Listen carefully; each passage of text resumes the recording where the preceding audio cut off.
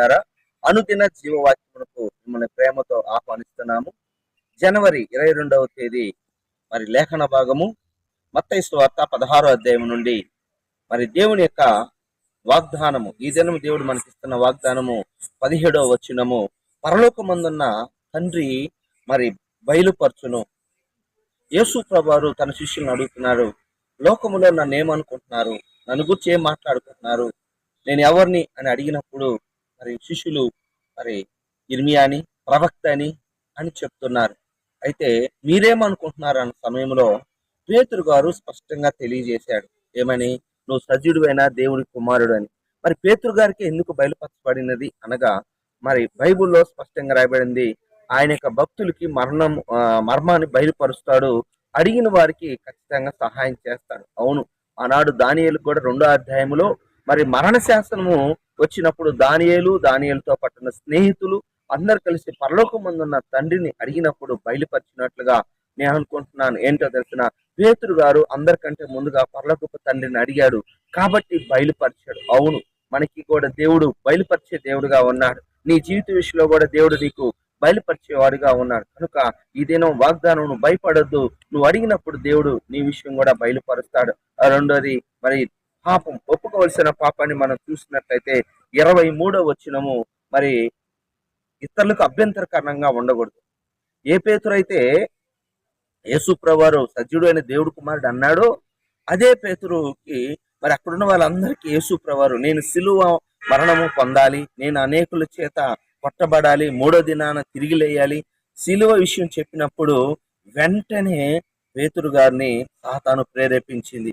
మనుషుల్లో సిలువ అనేది చాలా భయంకరం. అవును, మనం లోకంలో మరి ప్రభు విషయంలో అద్భుతాలు, స్వస్థతలు బాగానే ఉంటాయి.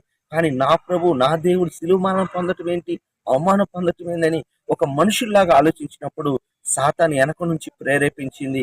ప్రభువును కూడా చేపట్టుకొని గద్దించాడు. అయితే ప్రభు అన్నాడు, సాతానా నా వెనుకకి పొమ్మని పేతురుతో అన్నాడు. నువ్వు మనుషుల సంగతులు ఆలోచన చేస్తున్నావు. ఎప్పుడైనా సరే నువ్వు మనుషుల సంగతిని ఆలోచన చేయొద్దు, మరి దేవునికి అభ్యంతరకరంగా ఉండకూడదు. అటువంటి సమయంలో మనము కూడా గుర్తుపెట్టుకోండి, అభ్యంతరకరంగా ఉండకూడదు, దేవుణ్ణి అవమానపరచకూడదు. కష్ట సుఖాలను మరి దేవుడు జతపరిచి ఉన్నాడు.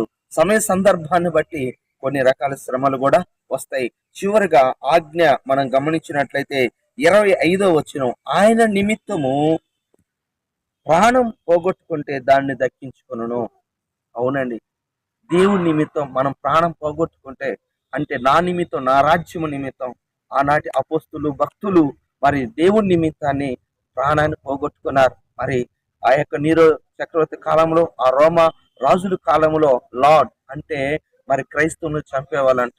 ఆ పదమని పలికి కూడా చనిపోయే వాళ్ళు చాలా మంది. అవును, స్టెఫన్ గారు అపోస్తుల కార్యం 7వ అధ్యాయం 54 నుంచి 60 వచనాలు మనం చూసినట్లయితే, మరి స్టెఫన్ గారు ప్రభువుని గురించి చెప్తున్న సమయంలో మరి అనేక మంది ఈయన దైవ దూషణ చేస్తున్నాడని చెప్పేసి, యేసే దేవుడని చెప్పినప్పుడు రాళ్లతో కొట్టి చంపుతున్న సమయంలో మనందరికీ తెలుసు, స్టెఫను ఇక్కడ సహజంగా నిద్రించాడేమో కానీ పరలోకంలో దేవుని యొక్క సింహాసనంలో తండ్రి కుడిపార్శ్వమున కూర్చున్న యేసు ప్రభువు లేచి మరి స్టెఫన్ గారిని ఆహ్వానిస్తున్నాడు ఆ మహిమలో. అవును, ప్రభు కొరకు మనము మరి ప్రాణం పోగొట్టుకున్న దాన్ని పోగొట్టుకుంటే దాన్ని పొందుకుంటాం. మరి ప్రభు నిమిత్తం శ్రమలైన, ఇరుకులైన, ఇబ్బందులైన మనము జయిద్దాం. దేవుడి మాటలు దీవించునుగాక. ఆమేన్. ప్రార్థన చేసుకుందాం. ప్రేమ కలిగిన తండ్రి యేసయ్యా, నీ వందనాలు, స్తోత్రాలు అయ్యా. మా విషయం నువ్వు బయలుపరిచే దేవుడుగా ఉన్నావు తండ్రి, పేతురుకు బయలుపరిచినట్లుగా నాయనా.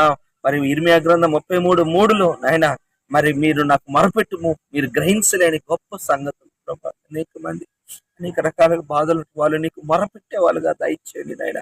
మనుషుల వైపు చూడకుండా, అభ్యంతరకరంగా ఉండకుండా, సాతాను ప్రేరణకు లొంగకుండా ప్రభా, మీ మీతో మేము జీవించే వాళ్ళముగా దయచేయమని, మహిమను తెచ్చుకోమని, ఘనత తెచ్చుకోండి. ఈ దినమంతా మీరు తోడుకోండి. ఈ ఉదయకాలం నీ కృప అనుగ్రహించమని కోరుతూ, ప్రతి బిడ్డ ప్రయాణాల్లో, వారి యొక్క తండ్రి దేవ చదువుల్లో కానీ, వారి ఏ అవసరతలో అయా యొక్క పనులన్నిట్లో మీరే తోడుగా ఉండి, ఈ దినమంతా నీ కృప మాకు అనుగ్రహించమని కోరుతూ యేసు నామములో ప్రార్థిస్తున్నాను తండ్రి. ఆమేన్. తండ్రి యొక్క